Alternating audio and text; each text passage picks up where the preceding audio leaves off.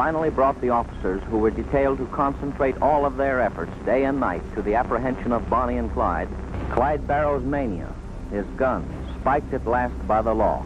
Every one of these holes was made by the steel-jacketed bullets from the high-powered rifles in the hands of the officers. In the midst of the Great Depression, when economic hardship held the nation in its grip, a name emerged that would become synonymous with lawlessness: Clyde Barrow. Teaming up with Bonnie Parker, this duo etched their story into the annals of crime history. If you're not acquainted with this infamous duo, get ready to explore the story of Clyde Barrow. He's the man behind some of America's boldest robberies, leaving a significant impact during a time of desperation. Clyde wasn't born bad. It was the tough life he faced that molded him into who he became.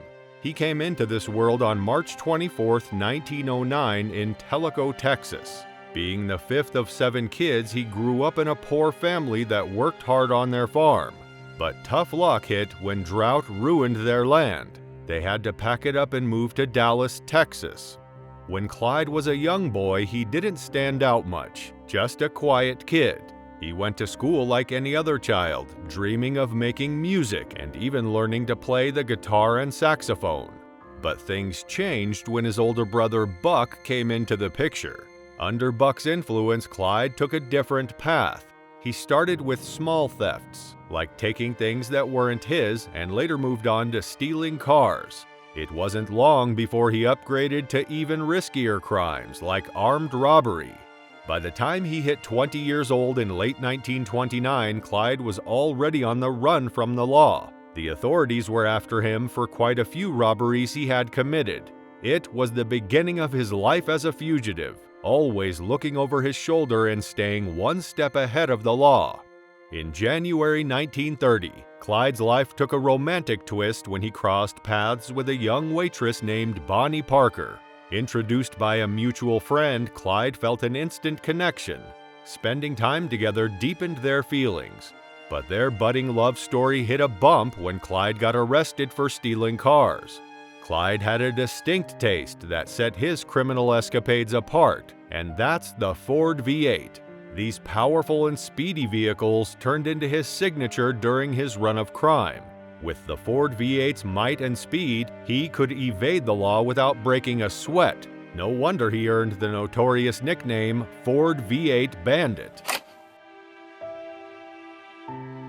While behind bars, Clyde couldn't shake thoughts of escape. His affection for Bonnie grew stronger, and he couldn't bear the distance. It might surprise you, but Clyde was more than a tough guy. He had a love for words and a soft spot for poetry. He'd often pen down heartfelt poems for Bonnie, revealing a side of him that cherished romance and emotion. Bonnie, equally devoted, decided to help Clyde break free. Despite her mother's worries, she smuggled a gun to him. Using that gun, Clyde and his fellow prisoners made a break for it on March 11, 1930. Unfortunately, their freedom was short-lived, as they were caught just a week later. Clyde's punishment was severe, spanning 14 years of back-breaking toil. His sentence led him to Eastham State Farm, a place of torment where he endured unspeakable cruelty from a fellow inmate named Big Ed Crowder. The ordeal escalated into repeated, horrifying sexual assaults.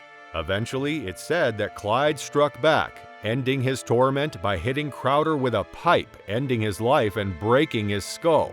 However, another prisoner who was already serving a life sentence later took credit for the act, casting a shadow of uncertainty over the tale. His sister Mary said, "Something really bad must have happened to him in prison because he wasn't the same when he came out." Another inmate, Ralph Foltz, said he saw Clyde go from acting like a schoolboy to being fierce like a rattlesnake. Yet, even during his struggles, Clyde and Bonnie's love story continued through letters. The idea of escaping prison consumed Clyde again. He hoped for parole and decided on a drastic plan. In a desperate bid, he intentionally hurt his own foot, hoping it would lead to a release. Unbeknownst to him, his mother had already worked to secure his parole. He was set free in February 1932, 2 weeks after his injury. Upon Clyde's release from jail, his reunion with Bonnie marked a significant turning point in their lives. Following his time in prison, Clyde's attempts to find honest work were fraught with challenges. Despite making efforts to secure employment, Clyde faced consistent setbacks, possibly due to both the impact of the Great Depression on job availability and the limitations imposed by his criminal record. And I bet you can't believe how things took a turn for the worse after they reunited. The way they let the police lead them on a wild chase is something you wouldn't want to miss. Stick around to find out more. And if you haven't subscribed to the channel yet, do it now. You won't regret it, that's for sure. For the next few months, Clyde and his gang, which kept changing, did a bunch of robberies at small places and banks. It got really bad when Clyde hurt a cop and a store owner during the robberies. That made him a super wanted criminal, and there was a reward for anyone who could catch him. They tried to hide out at Clyde's brother Buck's place in Missouri, hoping to stay out of sight. But things got messy when their neighbors got suspicious and told the cops. The police showed up, and there was a big fight. Even though Clyde and the gang managed to escape, 2 police officers were killed. And guess what? They left behind some pictures of Bonnie and Clyde, which got all over the place in newspapers, along with stories about the bad stuff they were doing. While they kept on with their crime spree, the gang of Clyde, Bonnie, Buck, Blanche, and Jones were always chased by the police. In July 1933, the police tracked them down in Platte City, Missouri, and another big fight happened. Buck got hurt really badly. A few days later, the police caught up to them again. This time, Bonnie, Clyde, and Jones escaped, but Buck and Blanche gave up. Sadly, Buck didn't make it, and Blanche was sent to prison for 10 years. Jones got caught by the police later in November after leaving Bonnie and Clyde. In January 1934, Clyde planned a jailbreak for a friend who was in East End prison, but things went wrong and a guard got killed. Clyde and his family managed to escape along with a few other prisoners. One of those prisoners was Henry Methvin, who soon joined the Barrow gang.